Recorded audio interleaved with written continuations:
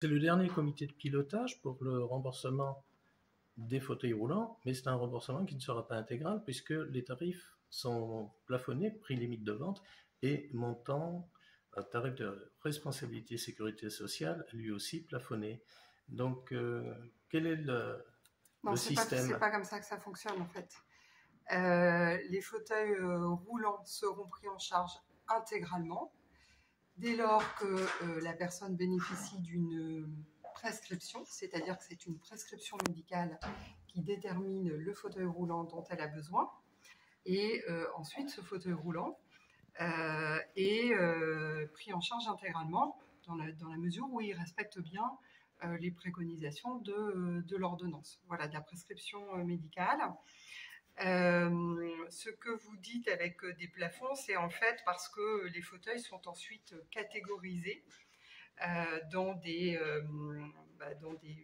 catégories de fauteuils Dans la avec nomenclature, oui. voilà, qui compose en fait cette nomenclature, et chaque fauteuil inscrit rentre dans une ligne budgétaire, enfin dans une fourchette budgétaire à laquelle le fabricant finalement se plie. Voilà.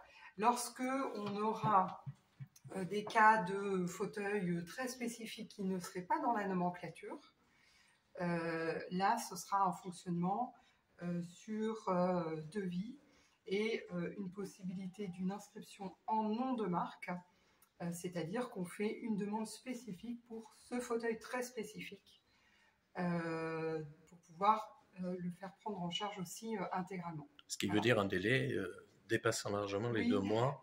alors pas forcément, parce qu'on a prévu quand même un circuit spécifique auprès de la HS pour que ce soit rapide. Mais oui, ça peut être un délai en fonction aussi de comment le dossier est présenté, s'il est bien complet, etc. Mais ça devrait concerner aussi peu de fauteuils, puisqu'une grande majorité trouveront bien leur place en fait dans la nomenclature. Se posant la question des options. Pareil, c'est le même mode de fonctionnement, les adjonctions aussi. Et si jamais, au fil du temps, vous aviez un besoin d'une adjonction supplémentaire prescrite, là encore, elle pourra être prise en charge ultérieurement. Et de la participation des complémentaires. Alors pour Il n'y en a les plus, en fait, puisque c'est l'assurance maladie qui prend en charge à 100%. totalités, mais pour les personnes qui sont en ALD ou pour tous les demandeurs? Tout le monde, toute personne. Le point de départ, c'est la prescription. S'il y a une prescription médicale, il y a une prise en charge du fauteuil roulant à 100%, dès lors que ce fauteuil est bien référencé dans la nomenclature, qui est très complète, mais simplement il faut que le fabricant les fait rentrer. Mais ce sera le cas de pratiquement tous. C'est ce qui est en train d'être opéré. Et sous réserve que voilà, ce fauteuil corresponde bien à ce qui a été prescrit par le médecin. Donc il reste suffisamment de temps pour que intègre la nomenclature et les montants, les tarifs de responsabilité, l'ensemble de la gamme disponible en France, ou il y a des points encore d'achoppement sur des modèles On demandés? a certains fabricants qui ont tardé avant de déposer leur dossier, donc on vérifie avec eux qu'ils ont bien mis toutes les pièces dans leur dossier pour qu'ils puissent être traités le plus rapidement possible. Et puis le CERA qui fait la certification est très mobilisé aussi pour qu'on puisse rattraper un peu ces délais qui ont été pris par certains fabricants.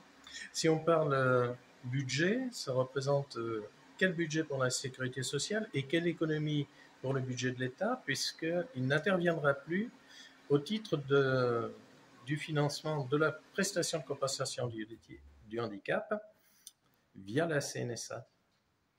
Alors, sur la part qui était portée par les MDPH, elle était quand même très faible. C'est pas vraiment là qu'il y a des économies, mais ce financement va représenter en année pleine un budget de 400 millions d'euros pour la sécurité sociale, ce qui représente 150 millions d'euros. C'est une estimation de plus que les investissements, enfin les financements actuels.